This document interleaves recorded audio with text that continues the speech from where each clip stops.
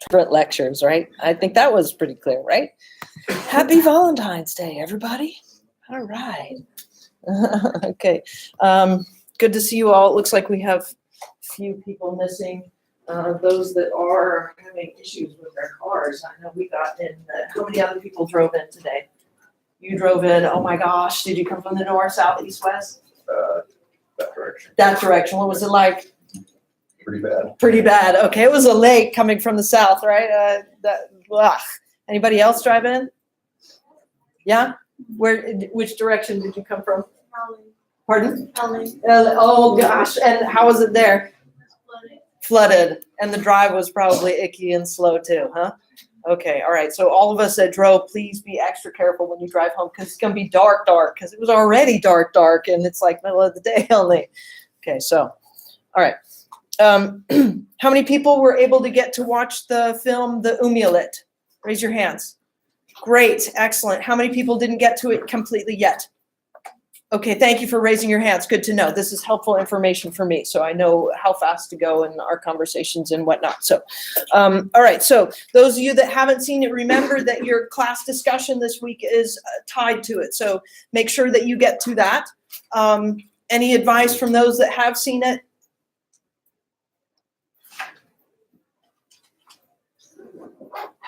Should I let my daughter see it? Something to think about, right? Is she of age to be able to watch something like that? It's a bit dated though. It is a bit dated, yeah. Nova, yeah. Okay, so she might lose her attention, right? Okay. When she's that she's adopted, right? So before she came to me, she had seen the killing of a pig. So technically, she's seen the killing of an animal. How did other people feel about what they saw? Any comments? Had to look away or whatever. I mean, like, even when I was like in 7th grade, I saw like those things that were showed Right. on that. So like, it's really hard to watch when you see an animal being killed, anyways. But I mean, like, as a side of like, you're for one side, but then you try to understand the other side. Right. It's like, if you come from this side, like I took marine environmental studies with Monty last spring, and if you come from the side of like you're against it, there's so many you might have so many like things, but then if you come from this side that you're looking at a different point of view, like if you're that person, then you try to like argue for them. Right. And so it's kind of like if you take the side that like the opposite to the side you're against, then you might be able to find like more. Very good. Or, like, learn more things. Excellent. I really appreciate that perspective. I do that in my work, right? I mean, like, I might learn one side of the argument, right, for the indigenous people in Nicaragua, by example. I'll learn about their history and their argument and the way they've experienced things. But then I really also got to look at the governmental and the mestizo side of it, the non-indigenous or the mixed indigenous with immigrants, right, that side as well. So if I don't look at that, I can miss a whole argument and then I can't figure out what to even say about it. So what you're doing is perfect. You need to do that in your education. So very, very good. I like that you've commented on it and keep that up. That's excellent. And sometimes, admittedly, I love whales, right? Seals even more. Oh my gosh, like seals. And this group, the macaw, got rights to sealing as well. So that's there in the discussion as well. So for me, also difficult to see an animal killed, cut into, right? Almost like I feel it. It's like a weird feeling. How many other people have that experience, right? Okay, so it's almost like you can feel the pain, the physical pain. It's a weird experience, and I understand not everybody experiences that. So some people have different kinds of, yes. I want to be desensitized to it because I've seen a lot of like pro-environmental. Sure. Yeah. Right. But because I also think we have the right to hunt whale. Yes. But at the same time, it was very hard to watch. Yeah. So it'll challenge you on that regard. So good discussion here for everybody as we go into seeing things that are difficult for us and dealing with concepts that we might want to support, but at the same time are difficult to even be a part of, okay? Because that's also what it means to be an anthropologist, right? Is to be knowledgeable of things in all different areas and also have to be able to deal with these different aspects of culture that might be difficult or might be super exciting, right? Okay, great. All right, so we'll get into talking about whaling just a little bit further. I want to bring your attention to our assignments for the rest of the week. We've got Uprooting Colonialism, the Limitations of Indigenous Peoples Day. I hope you were able to get to look at these as well. I know it was a lot of stuff that I just threw at you all of a sudden, but how many people got to that article? Okay. So it's a more current day article, and as we look at it, let's just take a look at it for a moment. This is more at, look, indigenousaction.org. Yeah, we like this kind of thing. Maybe not as academic as we're used to, right? In terms of academia and those kinds of readings. But I had a friend comment over the summer that, she hates a lot of the news that we get because they're just like this big. But when we finally get something that has some girth, wow, look at all the information that you're going to be able to focus on this concept of colonialism and what we think of. So in essence, we've talked about Columbus Day. Yes? What have we done about Columbus Day here? Your class? Do we have Columbus Day in California? We don't have it in LA. Don't have it in LA. Other parts? Do we know? I'm not certain myself. Yes? It's on the calendar. I don't know if anybody recognizes it. Yeah, right. Okay, it's on the calendar. Nah, it's not cool to recognize anymore, right? I mean, this is the suggestion, right? So going through this is talking about this new idea of calling it Indigenous Peoples Day. Yay, we might say, okay, on one side. And then we might have some strict feelings of, oh no, but what about the progenitors of our history? We can't deny history. Okay, yeah, on another side, right? But this takes a little bit of a different direction in saying, hey, is this day, this announcement of this day, doing what we want it to do? Like, the idea is, if we don't want it to be Columbus Day, if we're concerned about the celebration of colonialism, this could be an alternative, right? But this article is going to go into talking about, well, is it a useful alternative? Okay, and what is it that is happening when we look at this as Indigenous Peoples Day? Is it enough? Is maybe one of the questions, right? Like, with all that we have dealing with in terms of human rights violations here, is it enough to just say Indigenous Peoples Day? And right, that might be the risk in having a holiday called Indigenous Peoples Day. Okay, so go into that and take a look at how they develop the argument for their position. It's fascinating, right? I mean, it's like, this would be an argument pro-Indigenous against this celebration to that degree, all right? They're talking about it from a critical perspective, which I don't often see, right? More often you see yes, we should switch the Columbus Day for the Indigenous Peoples Day, but this is a little bit different kind of thinking. So good that we get all the different perspectives of how we envision this being successful or not, or purposeful or not, or good or not, right? Okay, so I'm not taking one position or another. I'm not saying, yay, Indigenous Peoples Day, or boo, Indigenous Peoples Day. I just want you to read it in the same vein. Let's be aware of what people say about it, because I think we've heard the other perspective quite a lot, right? Okay, so we'll get into talking about a lot of the particulars of that. All right, let's see. Next is a piece by Haunani K. Trask. Okay, did anybody get into this yet? No, okay, please do, she's awesome. Okay, let's see, let me open up her reading, and we will get to talking about her. So the book that this comes from it's her doings altogether, and I've just given you the introduction. So if you like this reading, I would recommend the book. I read this book as a part of law school. So I think maybe I mentioned I'm still kind of technically registered as a student in law school, which is fun, right? And one of the classes that I took was called Hawaiian Sovereignty.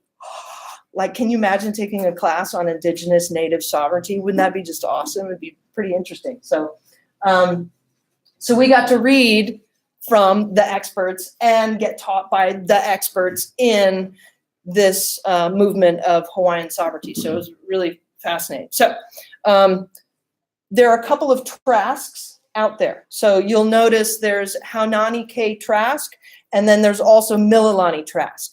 Okay, so Mililani Trask is very active. If you go into the news and type her name in, you'd see her all over the place. Okay, and Haunani K. Trask is fairly famous for, if I could like whittle down a lot of what she says into a little powerful, punchy phrase, I could say she focuses on how Native Hawaiian culture has been prostitutionalized by the outside global world. And in a sense, prostitutionalized in a very erotic way, okay? So when we're talking about the Native Hawaiian culture, oftentimes we envision women, maybe men too, but usually without a lot of clothing, maybe some coconuts up here, the grass skirt, and quite a potentially erotic view, okay? So we don't have other kinds of views of the Native Hawaiian culture. So she'll go into this as that perspective, okay? But your introduction, she really knocks it out of the park, okay? So she lines up a lot of the history in a way that is pretty traumatic when you read it, okay? So I'm sorry. Some of my class is about telling you I'm sorry, because a lot of this information is pretty heavy-duty information, right? Like, how many people before we came to this class knew that according to international law, Hawaii is an illegally occupied nation, sovereign? How many people knew that? Okay, so just a bit of a handful, right? So this is kind of powerful information for you. So I'm apologizing for the fact that you're going to learn some things that are like, oh my gosh, but also take it and run with it, because this information is powerful and you can do a lot with it, okay? For other people. Okay, so colonialism and sovereignty in Hawaii, and we'll get into even talking about President Cleveland. All right, so your class discussion due on, and I'd be willing to float it until even next Tuesday, but, next Tuesday, no, next Wednesday. Do we have any thoughts on that? Do you want me to keep it to next Wednesday, or should I keep us on a Monday deadline? Any thoughts, any feedback? Class discussion, were you doing the writing? The class discussion and the writing assignment. Raise your hands for keeping it to Monday. That was easy. Raise your hands to Wednesday. All right. See, I had to make sure that you're going to vote. All right. Okay. All right. And we've signed in, right? All right. Oh, you missed it. Okay. All right. So I'll take care of that deadline and shift that. And then our writing assignment, let's take a look at what we've got going on here for our writing assignment. Oh, one more there. Okay. So after this week, due on Wednesday, right? Not Monday. Define colonialism. We'll talk about that today. Define imperialism. Again, talk about it today. Describe world systems theory and how it relates to our colonial past. Number 4, this is related to the article, right? Why was Indigenous Peoples Day created, and what are the critiques of the holiday? Number 5, describe the predatory nature of U.S. colonization of the sovereign nation of Hawaii and give examples, okay? I think that we should all be able to get a good start on that after today, okay? All right. Any questions on our assignments? Okay. Also, just to kind of update everybody, I did go over all of the grade book. I may have made some mistakes. Always there's a possibility of mistakes. So please go to your grade book, take a look at it. Thus far, I submitted an interim grade report for you. If I'm wrong, I can correct it. Okay, so just go to it and check and make sure I have everything. Most helpful to me is if I missed something, take a screenshot of what you've done and email it to me. best would be one email with all, like if I've missed a lot, hopefully it's not the case, but one email with all the screenshots would be best, okay? Any other questions about that? Can you all see your gradebook? Yes, good. Sometimes I forget to turn it on. Isn't that stupid that we have like this turn off, turn on switch? Yes. Okay. All right. Okay, so let's get going here. Also wanted to pass around a couple of articles. Do you remember we talked about the Levi study? Yeah, okay, so here's an article that describes the Levi study. So you can go ahead and read it and pass it on. So, and if you want, write it down. Although that one I've had a really hard time finding on the internet again, right? It was a paper, that sounds funny, that I got it from, but might be able to find it. If you do, let me know. The next are two pieces that I'm working with my daughter. So she's homeschooled, and part of what we do is teach about history, right? State history. And as we talk, it's important to me that my kid has a full education about the past of Indigenous history here too. So she's reading certain things and articles, and these two articles are really powerful, and they hit her impactful in an impactful way. So I wanted to pass these around, and feel free to write down the citation and use it for yourself as well. So this is on the history of California Indigenous people. Pretty, I'm not going to get the date right, so just, you can take a look at the article, okay? All right.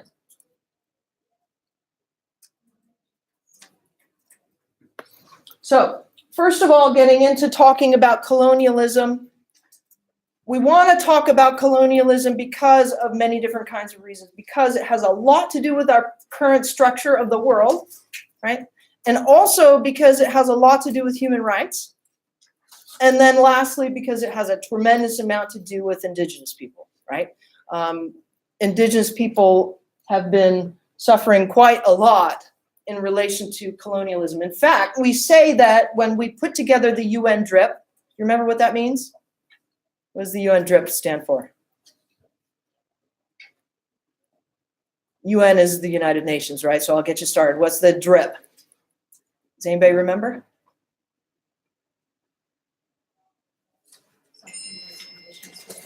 Yes, Declaration of the Rights of Indigenous People. DRIP. Sounds funny, right? I don't know. People like it. UN DRIP, okay?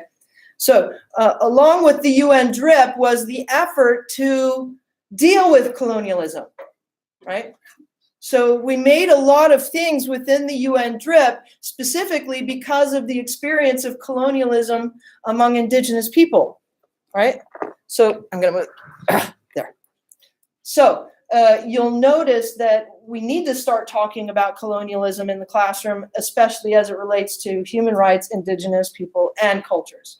But oftentimes, where do we start when we talk about colonialism? Do you remember lectures on colonialism in your life?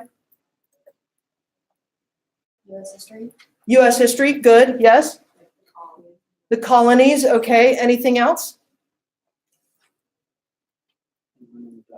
The Dutch, okay. Interesting, yes? The British Empire. Pardon? The British Empire. The British Empire, okay, yes. Ottoman, you could throw in a lot of things here, right? A lot of our history and a lot of our knowledge from the classroom stems from 1492, right? Have you guys seen some of the hats that some of the youth are wearing says 1491? Have you seen this? Interesting, right?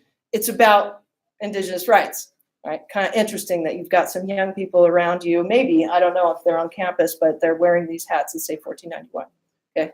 So in terms of colonialism, truly, we have to say that it's gone on kind of forever. What do you think?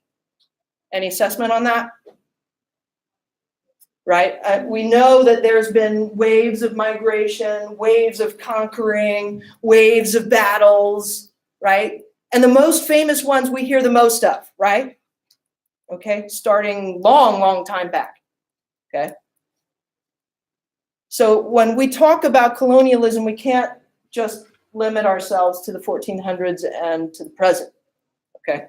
Same thing, we can't really limit ourselves just to where we were in the 70s, or where we were in the 80s, 90s, or even 2000s. Now we're almost to 2020, right? Got all our politicians lining up for that. Mhm. And do we still have colonialism?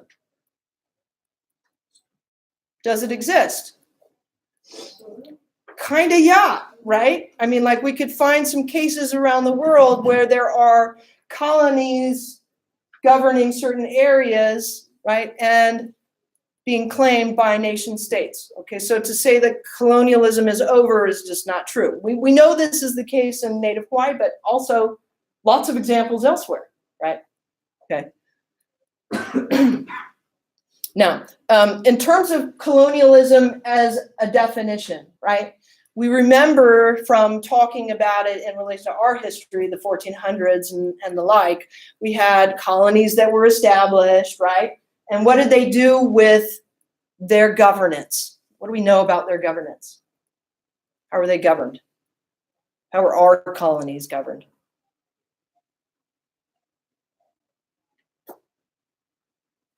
Take the last two letters off and you could adapt it, right? Governor, right? We had like a governor, right? And the governor was to adhere to the authority of where? This is our history. We know this, right? Where were our colonial governors responding to in terms of governance? Okay. Pardon? Okay. The king, right? Okay, so England, right? So the idea was that governance, albeit somewhat in the field of the colony, was the allegiance to the mother state, right? And because of that, what was done economically, obviously went back to the motherland, right? Which is why we protested with what? Why did we protest with tea? They were taxing. Tax on the tea. And all of a sudden we said, hey, this is not fair because we don't get what with the taxes? Money. Right, the money or the representation. Now we get representation taxes, all that wrapped into one, right? Okay. So we protested about this and we said, you know, we're not so into being a colony anymore. But a lot of what was going on was the resources, the money, the gold, the timber, textiles even, were going back to the mother country, right? This is what colonialism was about, was this sucking of natural resources from places other than the country and sending them back to the motherland country. There's some discussion about this being about population relief as well. Do we know that? Are we aware of that? Right, okay, so especially England, some discussion with France. We say Benjamin Franklin arrived and said, oh my gosh, our population is going out of control even here. Every 25 years, we're doubling our population. Oh, weird that we started talking about it that long ago, right? So, establishing a colony, a lot of it has to do with natural resources, okay? Interwoven with a new kind of economy, right? We did have various relationships of economies in various kinds of dominations of, by example, the Ottoman Empire or the British Empire or the Roman Empire or the like, right?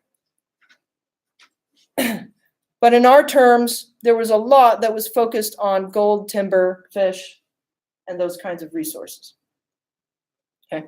Now, let's turn to the idea of imperialism. How many people are familiar with that term? Okay.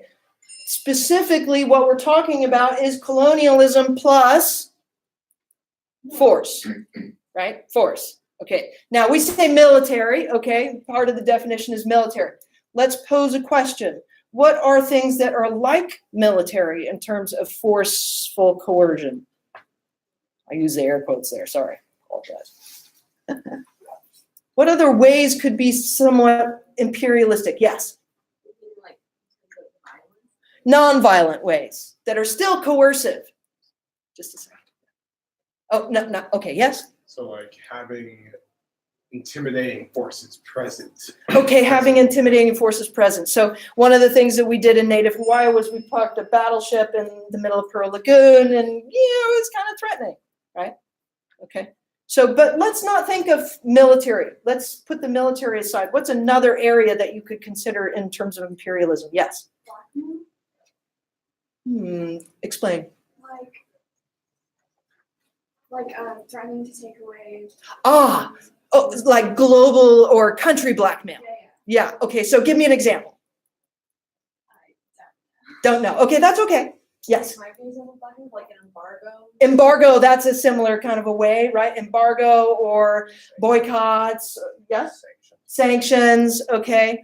All right, so that's kind of politically, financially arranged, right? Okay. What are some other ways? So that's finance, that's, yes. Religiously? Okay, explain. A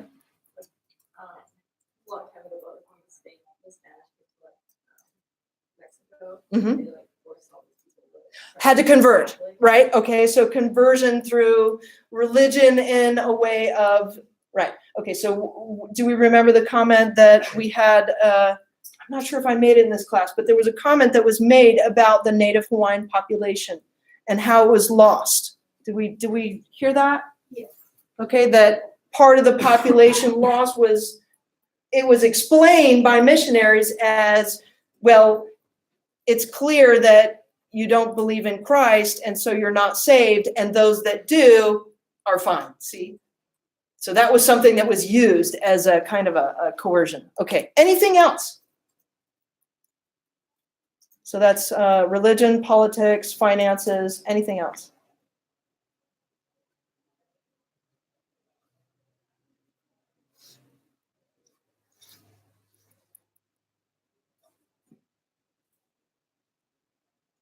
Okay, I'll give you mine.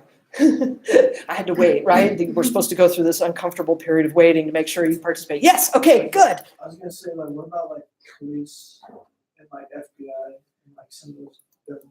Police and FBI in terms of being in the field and those kinds of things. Yeah, I would They say deal with us more directly than like the military does. true. Yeah, that'd be a good example as well. Yes? Sort of on the same range as blackmail is when they would separate, like women, children, and men would be like, okay, you guys here, you're working on this, and you know. The separation you'll of, come later. right, a separation of families and sexes and those kinds of things. Yeah, good example.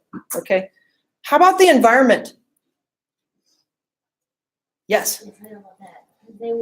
They would go around like raising forests to farm stuff, and then the animals that live there that were sustaining Yeah. groups that already lived there would get killed in that process. Okay, so there was a weird interaction between colonists and indigenous in terms of land, right?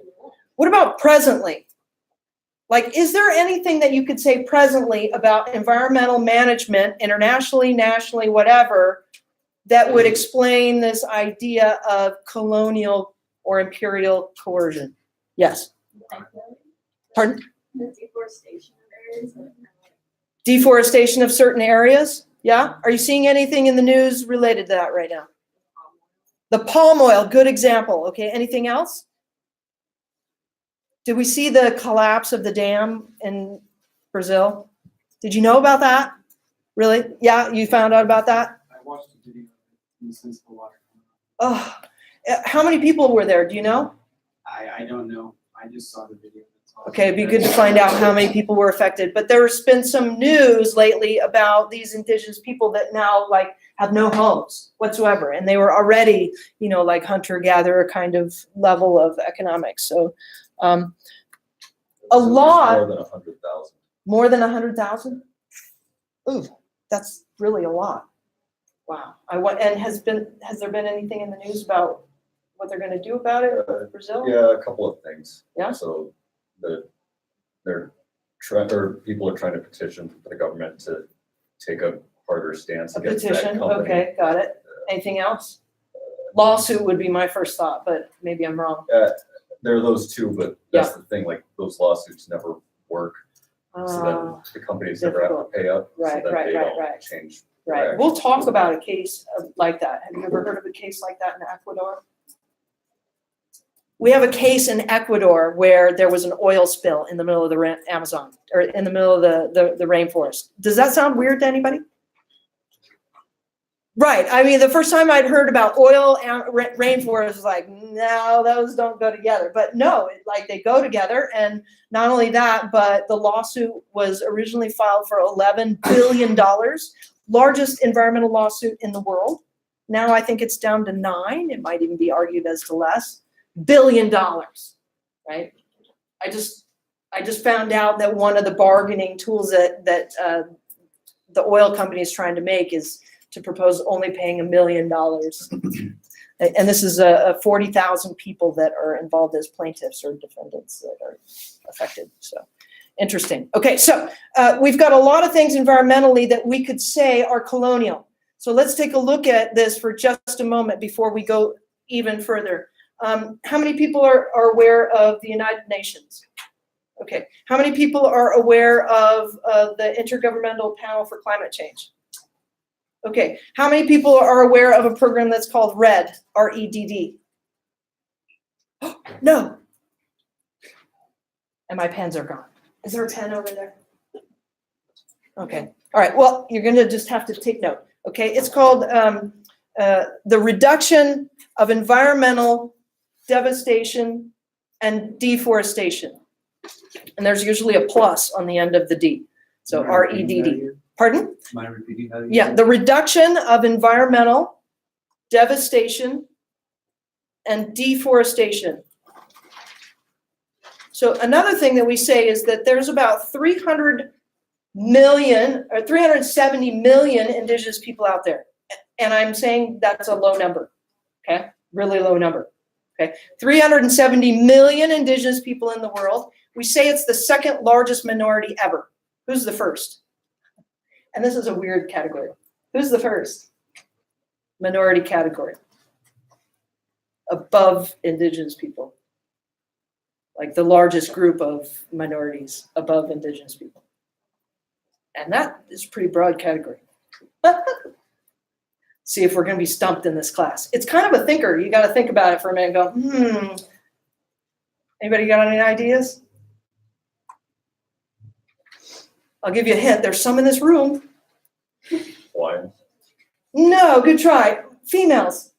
Oh. Isn't it weird that we're considered a minority?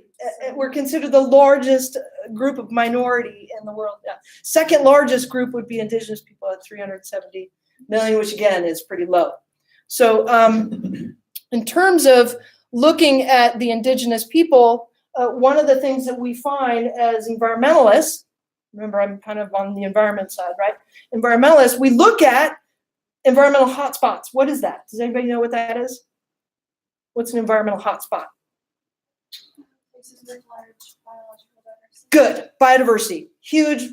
And then therefore we focus on our conservation efforts there, right?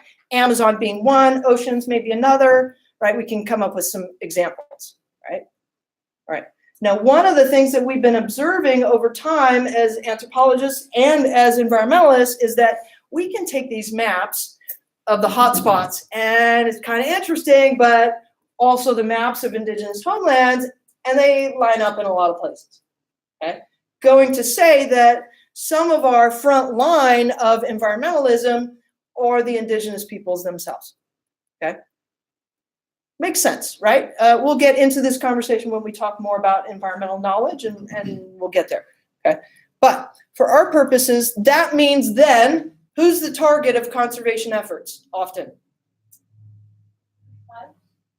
Yeah, okay. And we've got a little bit of a struggle between, the indigenous people should own their land because they're the ones that are protecting it the most, and it's their human right. And we know the indigenous people are there. We certainly wouldn't want to give them the land rights because they might destroy it. Okay, so we have that kind of struggle within environmentalism, right? So the UN REDD will come in, joining the United Nations and also the IPCC, Intergovernmental Panel of Climate Change, right? And they will put together projects called UN REDD, R-E-D-D, with a little plus, right? And oftentimes what that means is they want to put some rules on places that are hotspots, talk about what can be used, what can't be used, right? And they also want to encourage people not to cut things down and not to harvest things and not to overuse, right? Among the vast majority of those in hotspots, it's interesting to look at their socioeconomic status. Where would you guess they would tend to be in the majority of the hotspot areas? Would they be in the first world, second world, or third world category kinds of economies?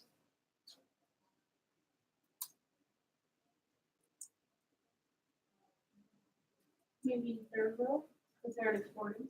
In fact, that's very, very common. So a lot of the people that are frontline for environmental places that are called hotspots, never mind, you know, how much percentage of our medicine comes from these places. Remember that conversation? Right. So these are the front lines of your hotspots, right? The vast majority of the population that are there on the front lines, gosh, the Mayagna, their average annual yearly income is around $800. Every year they make only about $800, and yet people in that category and like them are at the front line of saving our world in terms of those kinds of hotspots and biodiversity issues. Okay, this is maybe shocking. Is this shocking to anybody in this room? Okay, it's surprising when you start to look at what's going on. Okay, so step back from that in terms of their economic level and think about what it is like to have a UN agency over the top of you tell you what you can cut down, what animal you can harvest, and what you cannot. An example for the Mayagna was that they were told that they were not able to harvest what's called the Baird's tapir. Okay, let's get some images of this sucker. We'll talk about this guy throughout the year, right? Aren't they cute? They're just adorable. Tasty too. And endangered, right? Now the Mayagna disagree about this issue of endangerment. We've got this thinking that, there's not many out there. We sent all the scientists out there, tracked them, and took a look at it, and lo and behold, we think there's not very many, right? Talking with the Mayagna, saying, no. There's a fair number of these things. We don't harvest them all the time. It's kind of a rare treat, but to say you can't seems silly because there's a good population, right? So what did we learn from the whaling film? Same topic, right? What did we learn? Yes. They talked about how like the scientists, like the Malik was saying that like there's more whales than what the data was providing. Data's not very good. Data's not. Counts should be higher, right? What were they missing? I think they said there were like 1,000 or something, and then like all of a sudden there were like 2,000 or something, a lot higher than they had. Like a jump, and it was a like weird huge explanation. jump. So their methods got better all of a sudden, right? So the numbers are improving only because the methods are improving, which is weird, right? And the indigenous say, there's a lot more whales out there, right? Okay. So what else did they experience after they made this distinguishment? The scientists say there's few, we say there's more, we're still wanting to whale, and what happens in the film? What happens next? They talk with a few entities, right? They talk with the International Whaling Commission. Kind of a little bit difficult to think about because technically there's no teeth to the organization. What do I mean by that? What does that mean? There's no teeth to the International Whaling Commission. I know there's like loopholes within the international whaling system. Like you can kind of like continue whaling under like maybe like an article of one thing, and like because it's still it's like saying that this is bad, but like there's like you can kind of get away with like doing more than like. Right. What if you just went totally against the rules? That's the question, right? What would happen? They can't enforce punishment. Can't really. I'm like, well, you need to boycott, and all right, but like, can we haul them into the ICC, the International Criminal Court? What about the International Court of Justice?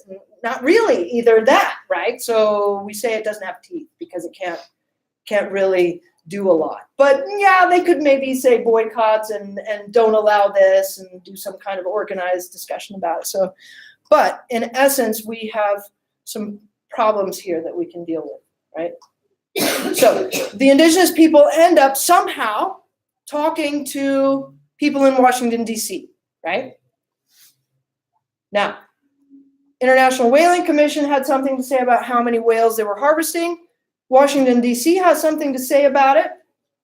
And we have, similar to the macaw case, tribal rights.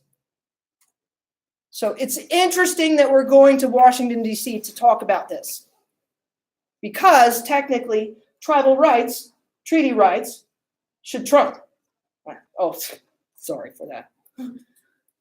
Uncomfortable in the classroom with those political references now.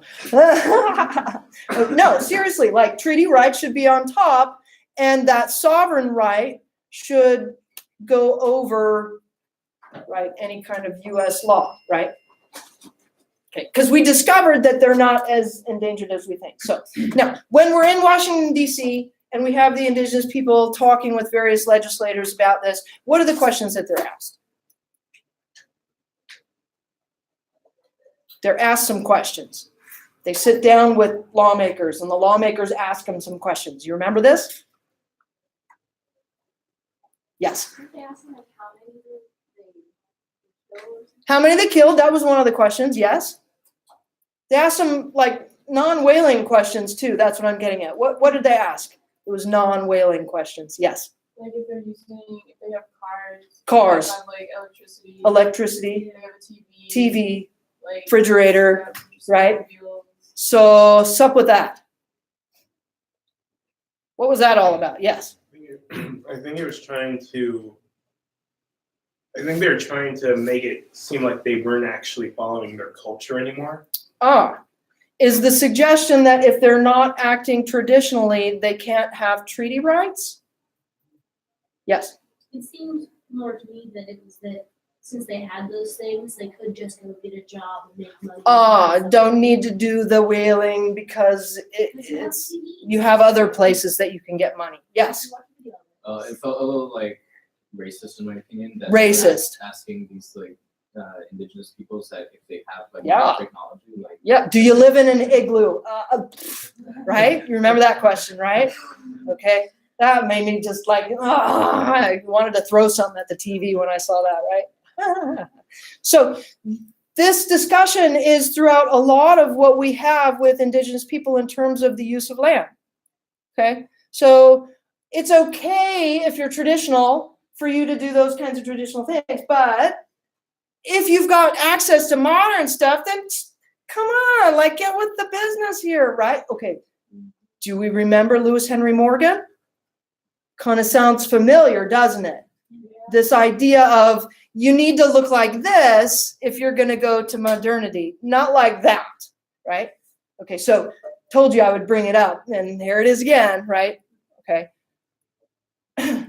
Another aspect of this is talking about technology.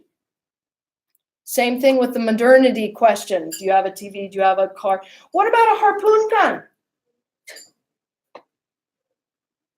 So can they whale with harpoon guns in terms of treaty rights?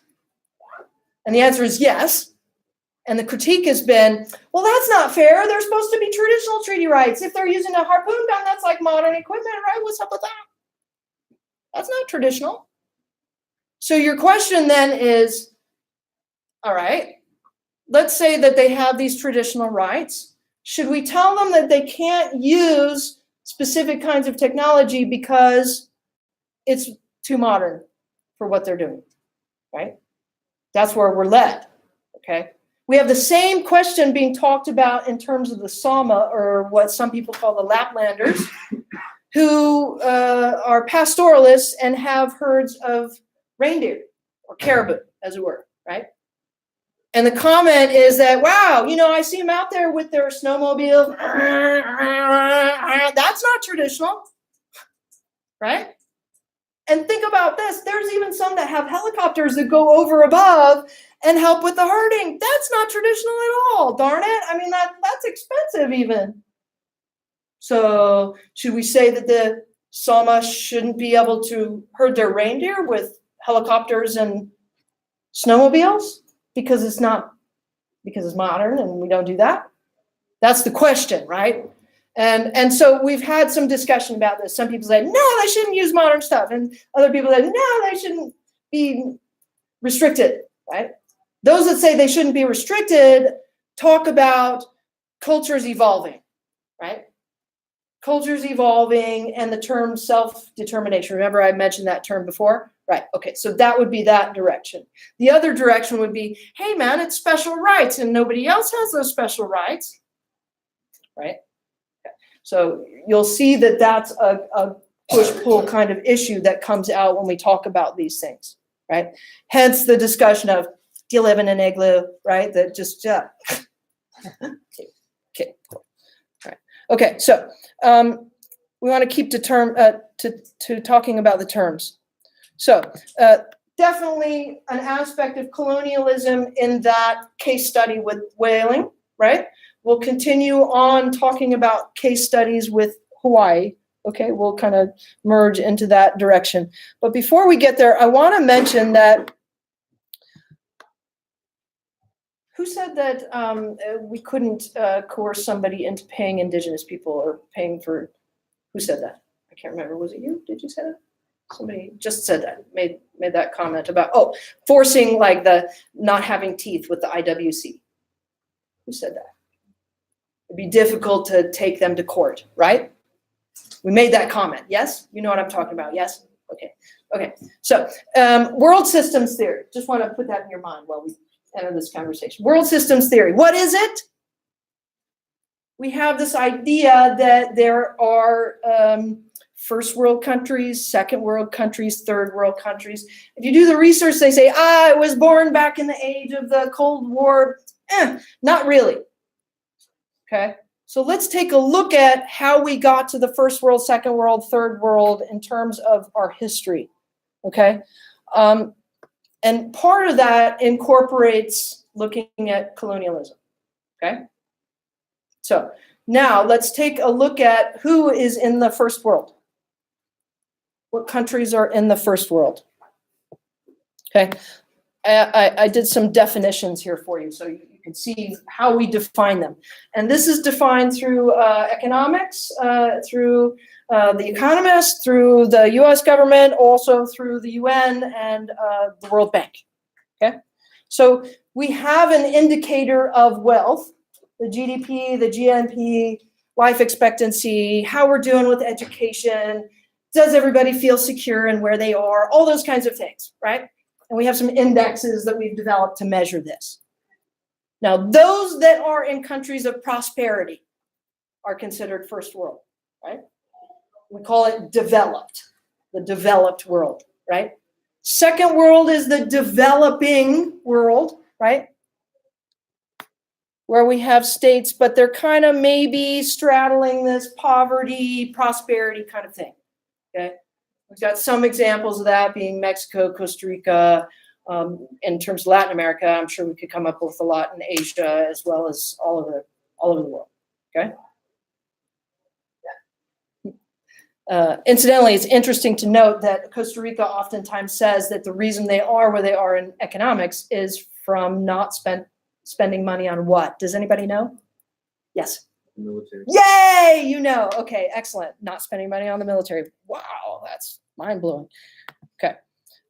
Third world nations, we call them underdeveloped, right? Severely lacking in a lot of things, okay? A lot of suffering and poverty in a lot of these states, okay? How many people have seen the Economist magazine or online stuff? Raise your hands. Okay, so if you remember the magazine, going to the back page, they have something like this. Do you remember this? With some numbers and stuff like that. Like they even get a little bit more detailed in the journal. Okay, I should have brought it in. I read it. So in the back page, they go to these kinds of numbers talking about GDP. This is 2016. They're updated by the quarter.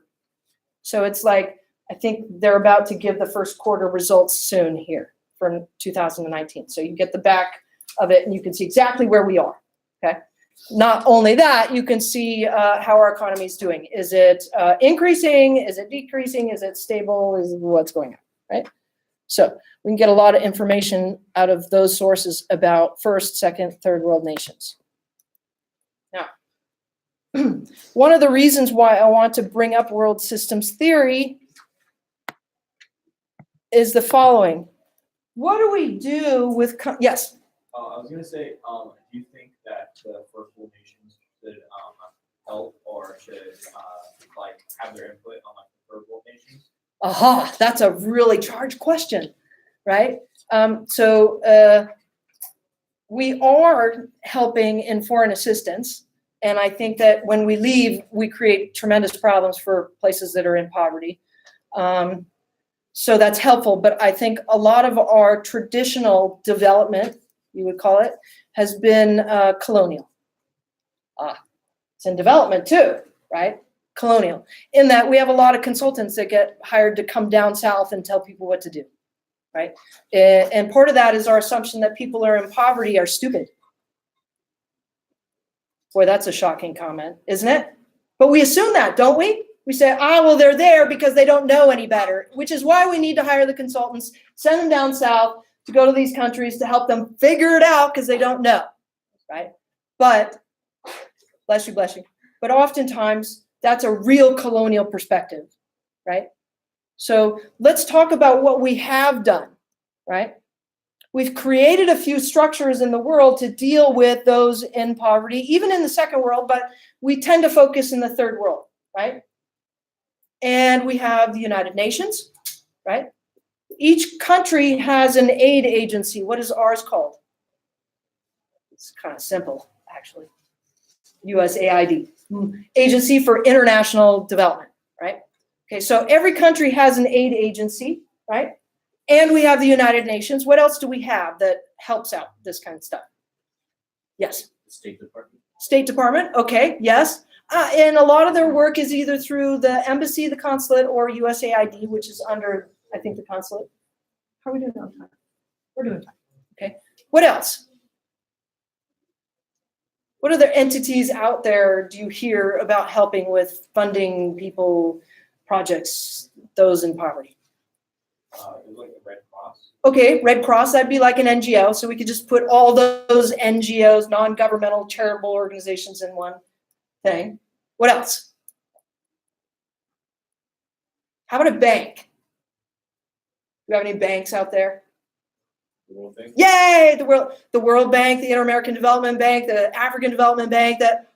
I could go on. Every continent has a big, large development bank similar to the World Bank. But let's just talk about the World Bank on top for now. Okay? What does it do? Seems weird. They're a bank. What do they do? How many people have read anything about the World Bank? Okay, so we got a little bit. What do they do? Yes, they're in a bank. Yes, they loan money. Tell me a little bit about that. They determine currencies, don't they? Sorta. The market kind of determines that if you want to go in those kinds of theories, right? One of the big things that they do is that they loan money to who? Or is that the IMF? Close countries. Countries. That's weird. They loan money to countries. Okay? Lots of money. You want to know how much money they loaned to Nicaragua last year? 70% of all their money. Wow. Yeah, they're the second poorest country in the hemisphere. Haiti's the poorest, right? So yeah, you can really manipulate them. But think about it for a minute. If they only have 30% decision-making capability on their finances, this is another form of colonialism, yes? Okay, so let's talk further about the bank. They loan money to countries, yes? How do they pay it back? Once they get developed. Once they get developed. Okay, let me ask you a personal question now. Okay, just kind of assess it on your own level. Is there a bank in your community or around the United States that would loan you 70% of all the money you make? Or no, yeah, 70% of all the money you make. No, why not? That'd be really nice, but. That'd be really nice. Yeah, I'd like it too. Any other comments? I would say that student loans are basically that. Student loans are basically that. Oh my gosh, I had a conversation with a student that resembles that conversation absolutely, and I really, really, really am sorry. Something needs to be done about student loans, yes, and I wholeheartedly agree. Yes. Is it like payday lending? Pardon? Payday lending? What do you mean by that? There's like, I don't know if it's a bank or like you get, you go to this office, they loan you money and then, you pay them back when you get your paycheck and usually it's like 10% interest. And so over the year it's 120%. So Mhm. like, I'll just always do that. Yeah. Is it Yeah, like you're that or, right. like, on a- Yeah, you're right. Like, we can't even have Nicaragua paying the interest on that much of a loan. They can't even pay the interest, much less any attempt to pay down the principal, okay? So what does that tell you about the project workers at the World Bank? Pretty coercive, right? Yes. Is there one person in charge or like? Well, yeah, I mean, we just nominated the head of the World Bank. Did you know that? How did we get to decide? Did you know that we just decided that? Did, double did. How do we get to decide? I mean, there's a reason why we got to decide. And it's not just because we made it to the line first. How come we got to decide? We donate the most. Yes, right. Okay. This is similar to other kinds of institutional arrangements with the UN or other kinds of things. Used to donate the most, right? Okay. So now, we had a case with the Mayagna where we went to court in country, right, and said, you know, they really have the rights to land under international law, national law, and they're not being given that land. There's the fun part. You ready? And we took them to court outside of the country, the Inter-American Human Rights Court, and we won. And Nicaragua, what'd they say? And we said, and we walked into the World Bank office where we had a group called GEF, okay? Anybody ever heard of GEF before? General Environment Fund. And we talked to the World Bank, we said, here, look at this rainforest over here. We have colonists here, and we'll show you where they are. And we have indigenous here, and we'll show you where they are. And we showed that in the areas where the colonists were, we had 18% deforestation. Areas where the indigenous were, 1%, negative 1% deforestation. They were planting, taking care of that forest. And we said, if we don't title those lands, no more to that rainforest. Remember that broadleaf tropical rainforest? Remember we talked about medicine? Remember all those things we talked about? Right?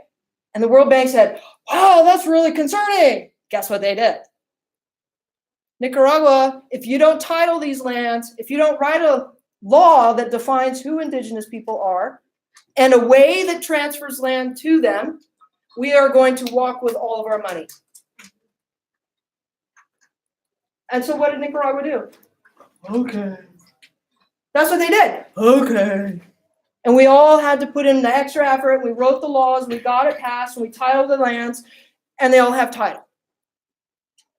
There's few that are still finishing up their titling, right? Mayagna Nation, all 9 territories have title because we coerced them with the World Bank. How about that? Right? So that's a little other aspect about colonialism, kind of on the flip side for the benefit of the indigenous people, right? We used the colonial structures and essentially we coerced the nation state of Nicaragua and violated their sovereignty. Right. So sometimes standing up for indigenous land rights is about violating sovereignty. All right. A couple of other terms. Occupation, deoccupation, decolonization. Occupation, technically we have a legal term for this, and it says that a nation will occupy the nation of another, possibly. We have some examples of this around the world, right? And in order for it to be technically called occupation, we have a nation state prior to the presence of the occupying state. So in terms of the Native Hawaiian case, we had evidence demonstrating that they were a sovereign nation. What was a lot of that evidence? At that time, they needed to demonstrate connections with other countries for trade. Got it? And we had trade between Hawaii, France, Paris, Russia, US, long laundry list. Okay? So that's a really key piece to what it meant to them being considered illegally occupied. Okay, was the fact that they were able to demonstrate that they had full nationhood prior to the U.S., right? And again, we'll go through that history, which will be fun for us to take a look at. Fun, I don't know. Important, right? So deoccupation then would be demilitarization, but also removing that authority presence, like that governing presence, okay? So if we were to deoccupy Hawaii, whew, right? That's darn near impossible. Okay, so some people say we shouldn't even think about that because it's never going to happen, right? If we were to deoccupy the Mayagna lands, it would incorporate having to figure out something to do with the illegal colonists. Yes. So if you were to deoccupy Hawaii, would they not be the United States? Would they not be a state anymore? No, they would be considered what they are under international law, and that is a sovereign nation, indigenous, right? So technically they're registered that way, but they're not viewed that way, and they're also occupied in that regard. Yeah. Okay. We've had a fair amount of issues in terms of decolonizing the Mayagna lands, and a lot of it has been with the fact that we haven't had a plan for those that have been illegals. And so that has meant more conflict. So when we don't have a plan with what to do between parties that one is illegal and one is not, then we have big problems. Okay. All right, so that's deoccupation. Decolonization is something that we talk about a fair amount, and we mean a whole bunch of different things. So it's almost like head scratcher in terms of what we mean, right? So when we're talking about lands, that's just like plain lands, decolonized, kind of similar to deoccupy, right? But another addition to the colonial experience is what some have called colonization of the mind, right? So our cultures that have been colonized have been becoming used to this oppressive, marginalized type of approach toward them, and thus have developed maybe this experience of being colonized in the mind, right? Also literature, even being an extension of the mind, literature, when we look at literature, even look at children's literature, right? One of the big things in the Polynesian sovereignty movement, Polynesian meaning general island areas, is this idea that we have to be writing in our culture, and maybe even in our language, in all different areas. Children's books. How many kids are growing up not knowing their cultural specific ways of learning, right? Or stories, right? Children's books. All kinds of things like poetry, reporting on sovereignty issues, even political things and writings like that, but written from the perspective of not being colonized. Okay, so this is kind of a bit of a movement now in terms of decolonizing the mind, the literature, music, even, right? History. Okay, all right. There's a fair amount of reference to the policy of the United States towards Native Americans as being a vanishing policy. Okay, looking at the removal of children from homes, right? And looking at the discussion about the border schools or boarding schools, this is part of what we're dealing with there. Okay, so I've got a fair amount of links there for you to take a look at. Okay. All right. Now, in terms of our Native American experience, we've had a few doctrines that have been relied upon to allow colonization. Okay, so I need to know about them. One is the Doctrine of Discovery. Again, ethnocentric, racist in nature, saying we've discovered this, European nations, sovereign, right? And because we're a specific kind of culture, we ought to have legal right to lands over others. Okay. A lot of that went back to this idea of the land isn't being used the way it ought. Okay. The land isn't being used the way God intended, right? So we have this kind of religious and yet agricultural land kind of perspective on a justification for colonialism. Okay. You could say finders, keepers, losers, weepers, right? Okay. So we used it a lot in international law, in U.S. Supreme Court decision making. Origin of the doctrine, kind of interesting, from a pope, used in 1452. Interesting dates, right? Allowing for various kinds of colonial things to occur. So we use it on our soils. It was used around the world as well. Okay, Spain, whatnot. Okay, manifest destiny. How many people have heard this term? Yay! All right, well, not yay, but like yay, right? Okay, you know, you're aware. The idea, again, from a religious perspective of this is a divine right that's been given to a specific religious group, right? And it's manifested as their future, right? Again, justifying the removal of lands from others and giving it to another specific culture group, okay? Monroe Doctrine, do we remember this? Raise your hands if you remember the Monroe Doctrine. A little bit, okay, so maybe more in your discussions of political science. This idea that we ought be invested in other countries near us and in that regard involved in their politics, military and the like, you know? So we've had a claim that has been given to our country as the policeman of the world. How many people have heard that? Okay, this is kind of where this stems. This is the idea that it stems from. Okay, an idea that we can colonize lands in the Americas and ought to have influence. Okay. Got some good time here. Okay, so for our case study of whaling, we'll come back to some of these topics. Okay, I'm just going to kind of weave some of these things in here. In terms of our case study with the Umilet, I did put up the macaw case study that we looked at prior so that you have it all in one place. Please remember that the Umilet were harvesting the bowhead, right? And the macaw are talking about the gray whale. Okay, so very different in terms of populations there. We did review all of these aspects of assimilation and protest, if you remember, okay? We also talked about these points of support for whaling, right? Including the discussion about the links with culture, and then the discussion of this being maybe a problem for other kinds of whaling, and it might make things worse, right? Did we talk about the macaw that went against the law with the Marine Mammal Protection Act? Yeah, we talked about that. Good. Okay. All right. So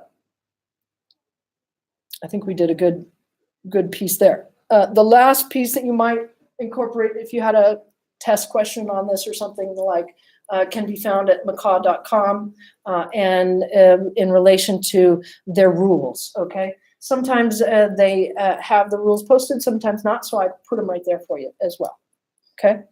Strict reporting and the like. All right, let's talk about Mililani Trask.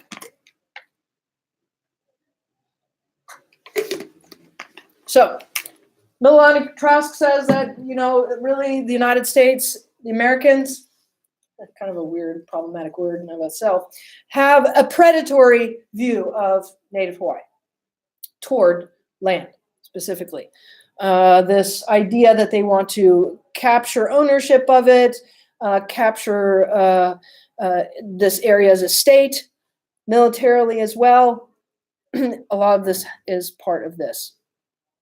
Okay, and again, she comments that, yeah, we've used this idea of manifest destiny in this area, and we shifted traditional management to a new thing that was called the Bill of Rights, which had a lot to do with things, okay?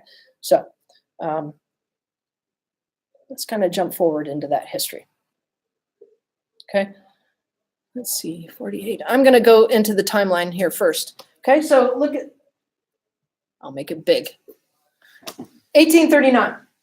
1839, we have Kamehameha III that enacted the Bill of Rights. Why did he enact the Bill of Rights? Because we had a new group of people that had arrived, and they said, we should have rights. Can't just say that the only people that have rights here is Native Hawaiians. We should have rights too. So you need to write something that incorporates the rights of foreigners as well as the rights of local Native people, right? Convincing. Said, all right, we'll write the Bill of Rights. So in that Bill of Rights, we had the first constitution that was developed and a new idea, and that was voting rights. Voting rights for all, not just Native Hawaiians, but voting rights for all. And then we made a few laws. First law we made was dealing with land. We said we need to have some way of dealing with foreign land, native land, who has rights, who doesn't have rights. Yeah. And so they established what's called a land commission. Okay. And they published it. They said, we're going to publish that this is something that we built, and we're going to develop a way that you can make a claim for land, and you can come in and register your claim. And they published it. And they published it in English. Only in English. Okay? One thing. 1 year later, think about the timing of this year. Wow, what was going on in 1846? 1 year later, right? We had the Land Commission declare that anyone not filing a claim will forfeit their interests. Didn't know the English, maybe? Didn't have awareness of this going on? Perhaps, okay? In that same year, they established something that still is in existence today. Still today, I know lawyers that are arguing quieting of titles. What does that mean? What do you think that means? What do you think quieting of titles is? Land titles. So, yes. Is it like kind of like either like you give like money or something like under like the under like kind of like No, actually we go to court. So according to Hawaii law, even at present, if I wanted to claim a piece of land that I liked, I would go to that land and tack up a notice that said, I'm claiming this land, and it's now under a filed process of quieting of title. I'm also having to do it in the newspaper, right? And after a certain amount of time that I've done that, then I get to go to court and I get to claim that it's mine. And if nobody shows up, it gets quieted the previous title, which means now it's mine. Ah, anybody surprised by all that? Surprise is still going on to this very day? Yeah, okay, perhaps. All right, so we did that in that same 1 year later after we established the Land Commission. We established this commissioners to quiet titles and started quieting titles. Okay. 2 years later, we had what we called the land division. It used to be called something else, but it used to be more like a distribution, but the term then changed to division, right? And a couple years after that, we had to argue about what are we going to do with people's hunting rights, fishing rights, gathering rights, okay? Now, also in this, we had something that was called crown lands. What do you think crown lands are? What is a crown?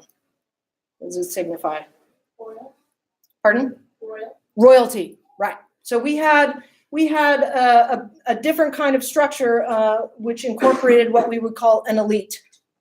Legal, or the Hawaiian term is ali'i, right? Elite. Okay, so we had a group of royalty, okay, that had lands, and those under Kamehameha III, his lands were called crown lands, okay?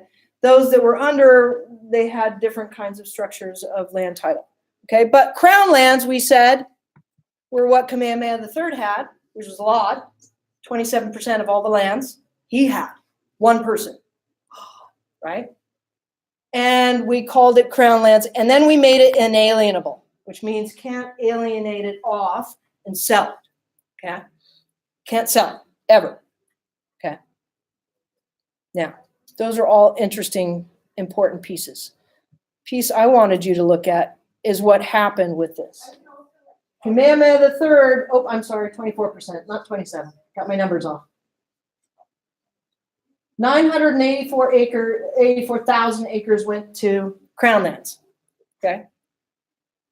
Konohiki, which were the other elite, less than he, 39.4%. So almost 40%. Right? Plus the 26, that's 66%. Right? Foreigners got 35.9, almost 36%. That's a lot, like permanent ownership, right? And the commoners, less than 1. Less than 1%. The vast majority of the people got less than 1% of the land, right? Pretty huge when you look at it. But looking at how it was done kind of makes sense. There's my references there if you're interested in them, okay? Now, the effect on Native Hawaiian culture. Like Native Americans, we stipulated in the state that indigenous status for Native Hawaiians would be determined by blood. Okay, we've been talking about this. So we have 25% blood mandated now for Hawaiian homelands. There's a possibility that there's a new law that they're going to make. I'm excited about this, right? It's kind of real specific in a way, though, to be acceptable, okay? In that it's only related to those that are descendants of people with the 25%. So if you're still in your home and the person with 25% is either gone or dies or something like that, there's some possibility of maybe arguing different percentages. But again, we're sitting here arguing about blood quantum, which is not quite so great, okay? And we've talked about this as being a genocidal kind of law, right? Okay. Let me read you this piece on Hawaiian statehood, and then I'll let you go, okay? When we come back, we'll start off with the apology resolution, which was a presidential decree by Clinton that basically said, oops, without anything else. Okay. All right. So like many other colonial territories in 1946, Hawaii was inscribed into the United Nations list of non-self-governing territories. There's a list. So that we've got self-governing territories and non-self-governing territories. As such, Hawaii was eligible for decolonization under international law. Again, kind of problematic what that means. However, the U.S. government predetermined statehood status for Hawaii. This is how we did it. Preempting is another word that we call this. The 1959 ballot, how many people have parents that were, no, I'm not even going to ask that. Never mind. The 1959 ballot in which the people of Hawaii voted to become a state of the Union included only 2 options. Shame on them. Should have been more. Incorporation as a state or remaining a territory. No. By UN criteria established months later, yes, but still because of the way they filed, it relates, through the decolonization protocols for colonies on the list of non-self-governing territories, the ballot should have included free association, sovereignty, independence, as also additional choices. So 4 things they should have put on the ballot. In addition, oh no, we do this everywhere. You should know this. In addition, those who were allowed to take part in the vote eventually marked Hawaii's transition were outnumbered by settlers as well as military. We flood areas with military when we want to take these votes. Do it in Nicaragua, do it in every country around the world. This is how we make these kinds of changes. Okay, all right. Any questions? Comments? All right, have a good day. Don't get wet.